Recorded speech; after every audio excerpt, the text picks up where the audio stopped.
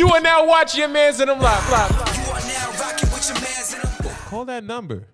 Ask your question Call live. into the live line, Because we got Dr. Huge. better known as V Diddy. Are you gonna light some candles and stuff? Or In a is that second. the In mood? In a minute. In a minute. Don't- We got the love doctor. Come on now. Dr. Huge. Better known as V Diddy. Rebecca says, what is Eugene's take on implicit bias and racial disparity in medicine, and has he witnessed it? That's a great question. Yeah, we do actually. We do. So the thing we see a lot of, and this is the toughest one, is sickle cell disease, right? It is a pretty much exclusively black person disease, right? Do you guys know where sickle cell comes from? Or what's the story of it? Origin story? No, tell me. All right, so sickle cell is like this. And white people have one also, like for cystic fibrosis. But basically what happens is people who have sickle cell disease can't get malaria. People who have sickle cell trait can't get malaria. What it basically I got the is. trait. Yeah. Dude, you? Yeah. Nice. So you're good. You're good. You're good because like sickle cell trait, you don't get the badness of sickle cell disease, right? What sickle cell is that the cell itself, instead of being like an ovoid shape, It's like a sickle. It's sickled, right? So that means that like if you're sickle cell trait, you're okay because you got enough of the normal stuff, you're doing okay. But malaria itself, the bug, like the parasite, can't get into the red blood cell, into the cell, cause all the problems of malaria, which is like rampant in Africa, right? So if you developed and you evolved and whatever, you had sickle cell trait, you're good. Like, damn, you can still get some other stuff, dengue, typhoid, other mosquito-based stuff, but you don't get malaria, which is huge, right? All of a sudden you say, the problem is when you have two sickle cell traits come in, you get this, and in my opinion, and this is I've been doing this for 10 years in a lot of inner city communities, a lot of black patients. People with sickle cell live a, unfortunately, short and miserable life. And if I was an 8-year-old kid and I got oxys and Percocets, I think I would have issues when I'm older too. When they come to the emergency department, unfortunately, a lot of them are suffering with addiction because they've been exposed to these drugs at a really young age. Imagine you're a kid developing and you get this feel-good thing, you know, and finally something puts you out of your suffering, something puts you out of your pain. Right. Anybody be addicted to that.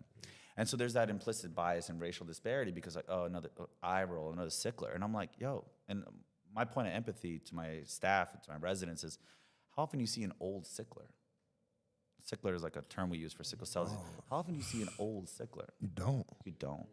Because they live a short, miserable life. And you're going to sit on your high horse and not give them the pain medicine that they get? I give this medicine Dilaudid. It's like a super, super, super strong, like morphine type, like that. Right. It would kill a horse, right? It would kill a horse, the doses I'm giving these patients. And yet here, they're chilling because they're so used to chronic pain. They have such a tolerance. Their life is miserable. You know, they have their bones hurt, their ribs hurt, their hips get hip displaced. They get hip replacements at like 20 years old. Nobody gets that. Nobody gets that. Nobody gets a hip replacement at 20 years old except for sickle cell disease. And if you're gonna ask me about implicit bias and like that, like I wrote, it's like, oh, another sickler, and you're like, no, but like, if you were in his shoes, you would be no goddamn different. Stop thinking you would be. But where, I think he was about to go to like where it comes from, or? Well, the reason why why it exists is because it helped evolve to save people in Africa, which is why it's a black disease, because malaria is so rampant in Africa, and so that's why it evolved in that people, which is why when you talk about the Caribbean countries, ex-slave islands, and you talk about Dominican and all these other countries that have sickle cell disease, is because it evolved. The people were like, they were normal, right? How does evolution work? Random chance, right? So people getting reproducing, there was a random mutation, and all of a sudden that guy didn't die young from malaria, so that guy got to reproduce, so he passed on his gene. And then sickle cell trait. Then there was enough people with sickle cell trait, they got sickle cell disease. Yeah, Rebecca had made a comment. She said, be careful who you procreate with because they may end up with it if your partner has it. Right.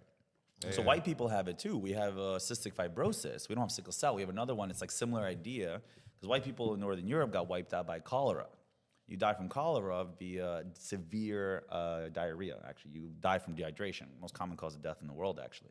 Because of all the parasites and everything else, you end up diarrheaing out and you die from dehydration. It's terrible.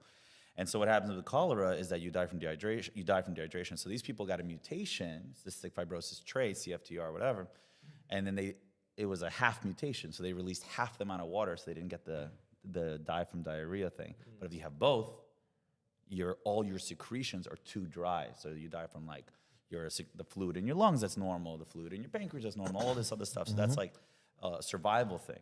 that went too much. And that's my implicit bias. We got another question. We the only ones that wear the crown. It's your mans in them. It's your mans in them.